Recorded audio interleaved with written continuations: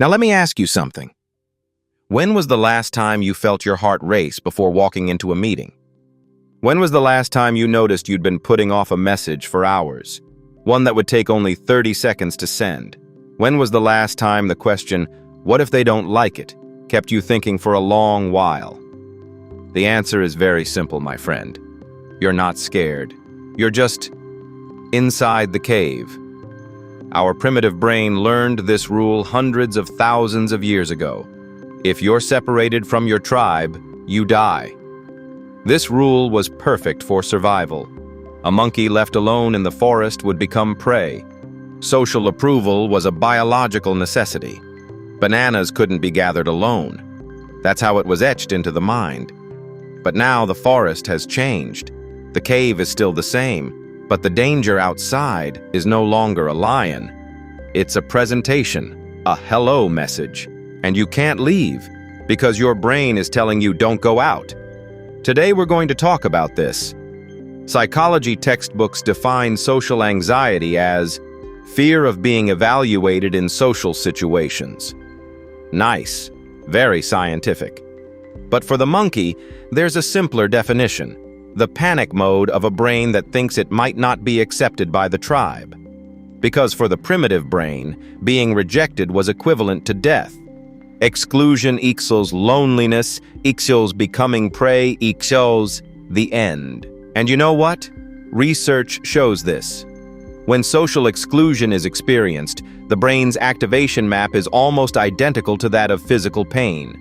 So when someone ignores you or you don't feel like you belong to a group, your brain experiences this pain as if it were physical. This is not a weakness. This is a design. And this is exactly where the primitive brain kicks in. The brain says, "Look, you're going to speak in front of these people. What if it sounds foolish? What if you say the wrong thing? What if they push you out of the group?" And you freeze. You don't leave the cave. You don't send the message. You don't raise your hand. But here's the real problem. That tribe is no longer a tribe that will kill you. That forest is no longer a real forest. The danger is no longer a real danger. But the brain still thinks like the monkey in the cave. To understand this, ask yourself, why do we feel like everyone is looking at me in a crowded room? Because in the primitive forest, everyone really was looking at you. An individual newly joining a group would be examined, evaluated, and either accepted or rejected by the alpha members. These moments of evaluation were of vital importance, and the brain coded these moments as danger. Do you feel the flashback? You walk into a meeting. Everyone looks at you. The brain says, danger. You're giving a presentation. Someone's brow furrows. The brain says, we are being rejected. You share something. No one comments. We have been expelled from the tribe.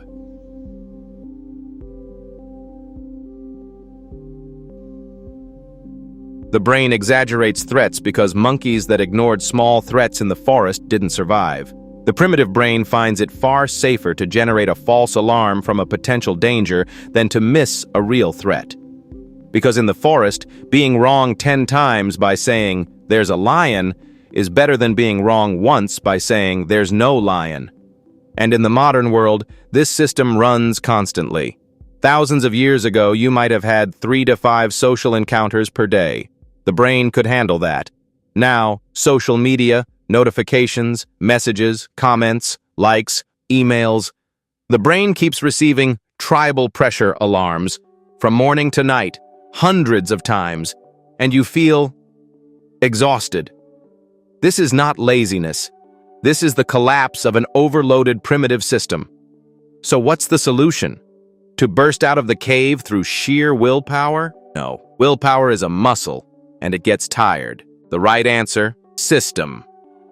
The smart monkey doesn't go out to gather bananas every morning because it's motivated. The smart monkey goes out to gather bananas every morning because it goes every morning. Habit replaces motivation. System replaces willpower. The same logic applies to social anxiety. A 3-step cave exit protocol. Step 1. Gradual exposure. Gather the small banana. The social situations your brain has coded as danger need to be navigated not with big steps, but with small ones. First say hello to one person, then two, then say one sentence in a meeting. Each time the brain learns, we weren't excluded. Our banana is still here. Step 2. Focus on action, not outcome. Don't wait for the banana, gather it. The fundamental trap of social anxiety is this: I want to control how I'll be received. But in the forest, there are no guaranteed bananas. The only thing you can control is the path you take. You can't control what someone thinks, but you can control what you say. Focus on that. Step 3. Choose your tribe. Not every forest is the same. The primitive brain sees every group as the tribe I must survive in. But in the modern forest, you can choose your tribe. Find a tribe that challenges but doesn't exclude you, that critiques but supports you. Mindset needs to shift from have to be accepted by this group to going to see whether this group adds value to me. You can't reprogram your brain, but you can give it new data. Every small social step tells the primitive brain, see, we survived. There was no danger. And the brain, slowly, expands the safe zone as it widens. The cave door opens a little more. Today we learned this. Your social anxiety is not a weakness. It's your primitive brain's survival protocol. But we also learned this. That protocol was not written for this forest. The modern forest is different. And you can be a different kind of monkey. Not willpower, but system. Not a giant leap, but a small step. Not impressing the entire tribe, but choosing the right tribe. You don't have to break away from the tribe, but you don't have to stay in the cave either. If you found this video helpful, don't forget to subscribe to my channel.